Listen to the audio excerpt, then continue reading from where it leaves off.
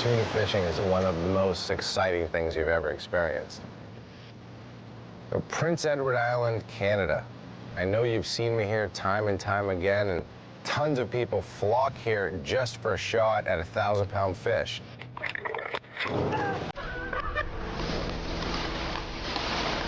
This is what it's all about. Canada Fisheries put a moratorium on the big purse-seine boats and doesn't allow them inshore. Thus, all the bluefin tuna come here for the abundance of bait. Can't get them all worked up in.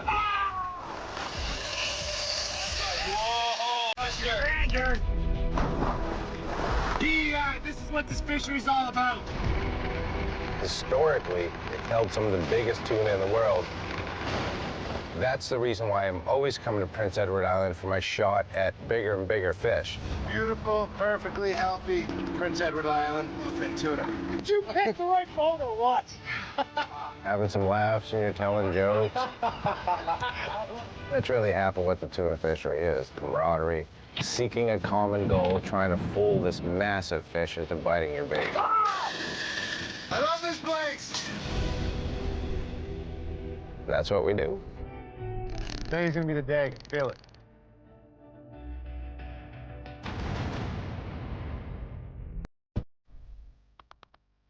Prince Edward Island for Fred. It means personal best bluefin with Ross Cuse. Been a couple of years, huh? Too many. Too many. They found the fish There we go. and fought the 800-pound bluefin for 4 hours into 12 feet of water. In all the hundreds of giant tuna fish that I've caught, I've never been so happy to get a fish outside.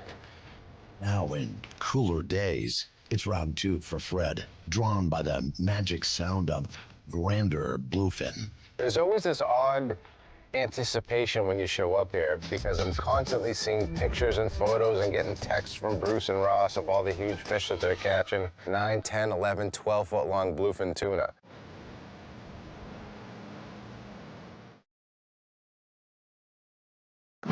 We're right here getting our baits for the morning. Mackerel all underneath us. And there's all the small mackerel up higher in the water column. If you can get your rig down through those smaller mackerel, the big ones usually lurking underneath. We want is one of those big boys.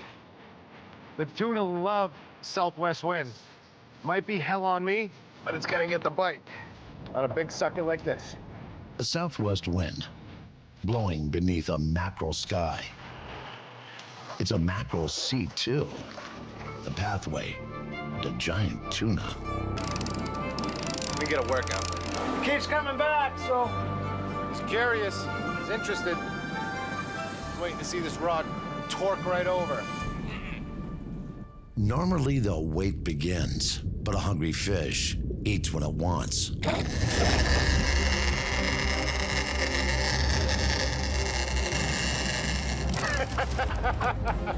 Oh, that was quick.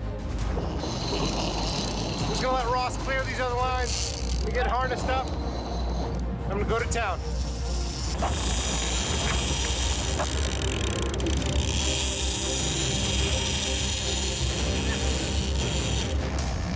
I've been waiting for this.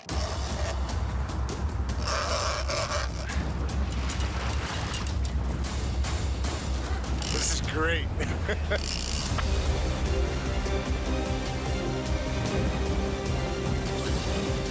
Coming up!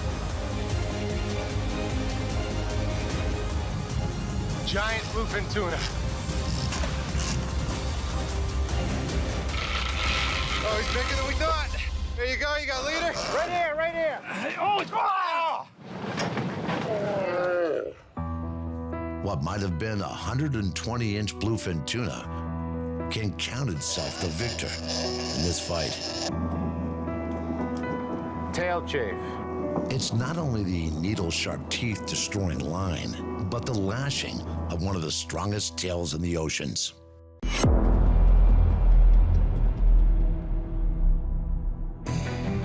Cool weather, big mackerel, and the bluefin is on.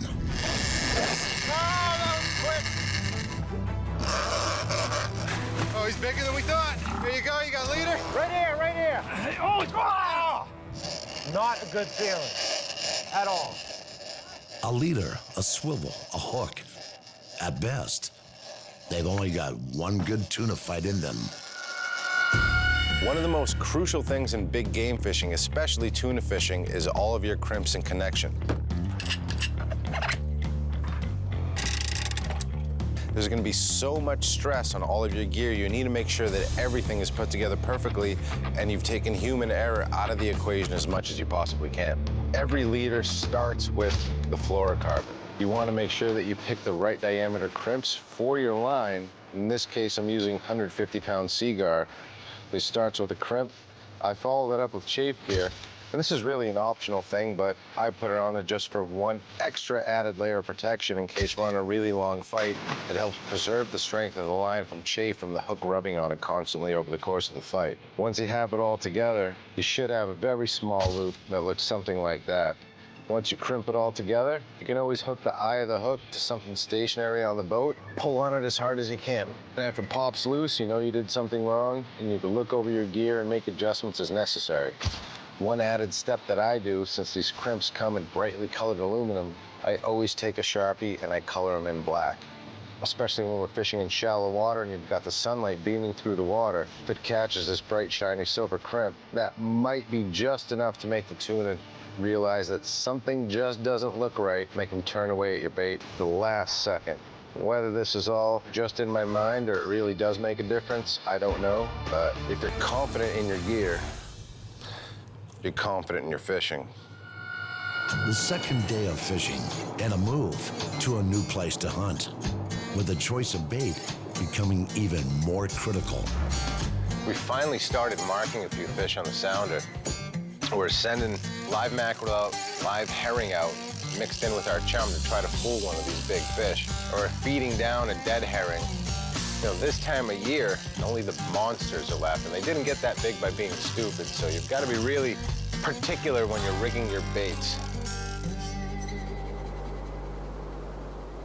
So we've shut the boat down, we're gonna do a drift here, see if we can't fool one of these monsters into biting. Hanging at 50 right now. Big slop, man. Straight down now. It's coming right under the boat.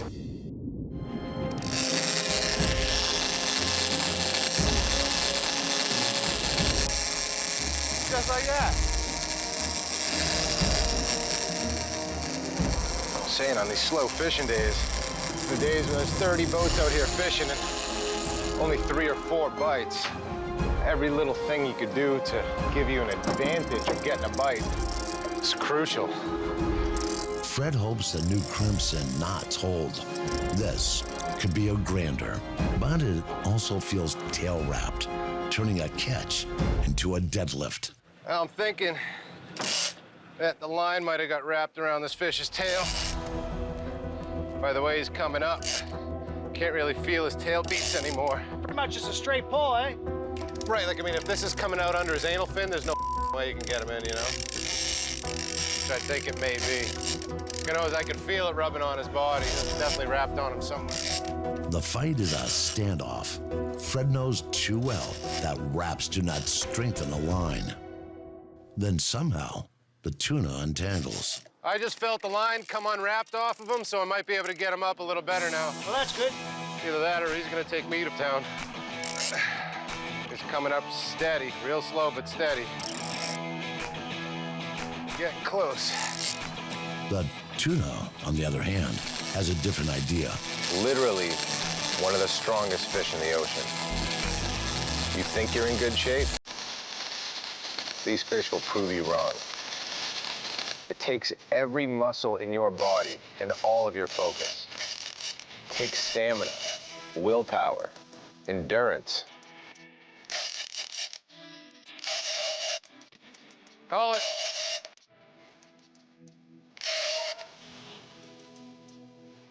How awesome is this? Now, this is what you come up to PEI for. Sea monsters. Doing the same thing over and over again and expecting a different result, that is insanity.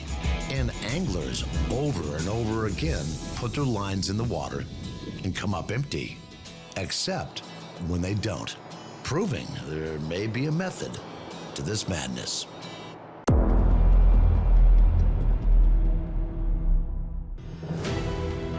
It's the second go-round of Prince Edward Island bluefin season for Fred and Captain Ross Cuse.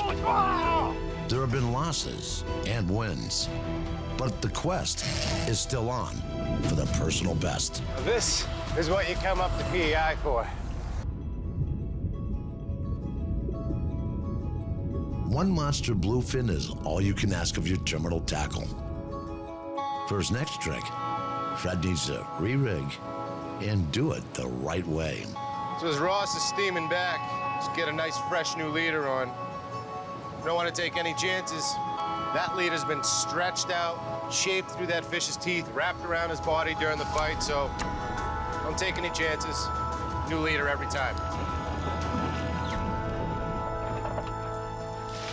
It's big mackerel for big bluefin and lively bait for fast strikes. Oh, there we go, there we go. Go to the boat, go to the boat. Turn hard port, hard port. Keep going. That didn't take long, did it? The frenzy is above, as below. Yep. We got boats in the way here. As soon as we're situated and away from these boats, I'm gonna get in my harness and go to town.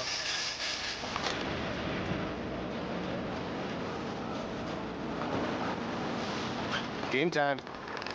Stand-up bluefin fishing start with powerlifting and surfing, keeping your balance on a wet pitching deck, plus a fighting spirit, man and fish. He is angry. Time for me to try to get right back.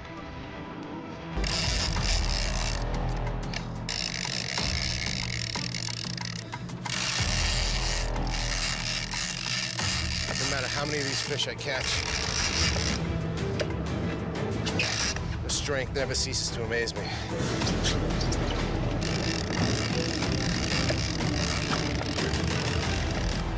It just blows my mind how much power they have.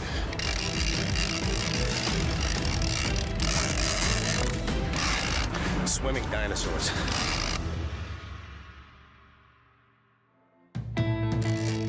The struggle, the fight, and for what? Finally got the mono back on. Gaining ground, inch at a time. Come on, work with me. There he is, there's his foil, he was right there. There goes all that work. Was 40 yards away. In the most elemental environment, we practice the most elemental sport, battling great animals with only the strength in our bodies. You know you're sweating when it starts burning your eyes. There is a limit to the work muscles can do. At some point, they run out of fuel, and ultimately, they cannot escape fatigue.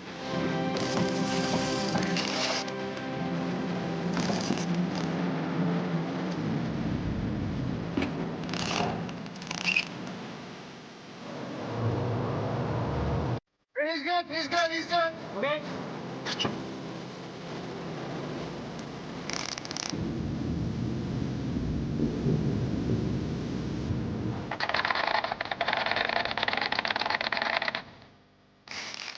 There he is. Oh, bigger than I thought he was. I'm gonna wind right up here. Wow. Come right at you. Wow. There we go. Really nice fish, really big fish. He's gonna put the boat in gear here, get some water flowing through his gills. Just want to make sure that release this fish nice and healthy. Look at the girth on him, it's fat. He's having a hard time hanging on to him, so let him get back to swimming on his own. He's kicking. The bluefin may not have to fight again this season, but not so for Fred, who is yet to find his personal best.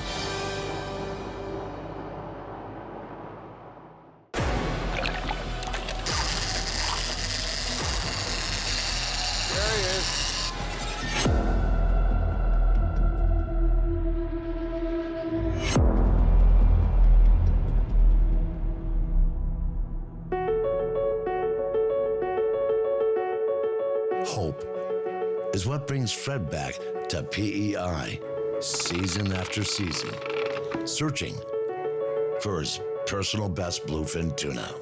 There's always hope, but always colored by reality. The reality that with bluefin, failure is not failure, as long as they still swim the Atlantic waters. We got the fish feeding pretty heavy under the boat. Ross has been marking them real good.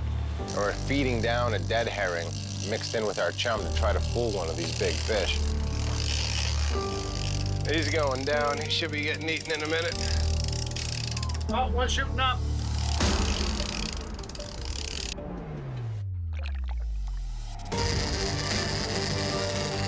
At last, a chance for personal best. Never gets old. Time to make magic. It's like cooking rolling thunder. You think you know power? Sometimes you just can't stop them. Just gotta look at them. Came up top for a minute. Hard to really estimate how big they are when they're that far away. What makes bluefin so challenging to catch, especially the larger ones, is that the tuna fish are generating heat in their muscles, and all that heat translates into energy.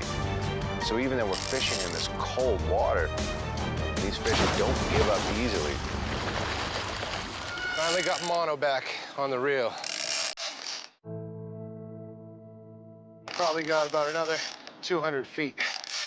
Just when you think you gain the advantage, you think the battle's over, Can't be more than 50 feet.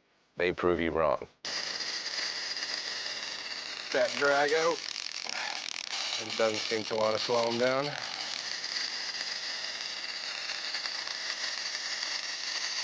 Game of feet and inches.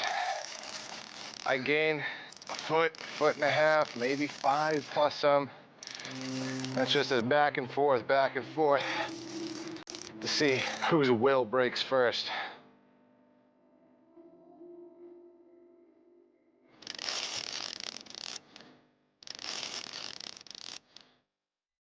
I'm getting close. And there goes the mono again. Stay here. Set this drag up to 8. But you have to wonder, if you crank that drag up as far as it will go, who suffers more? The bluefin or the bluefin angler? Hoping this fish is half as tired as I am.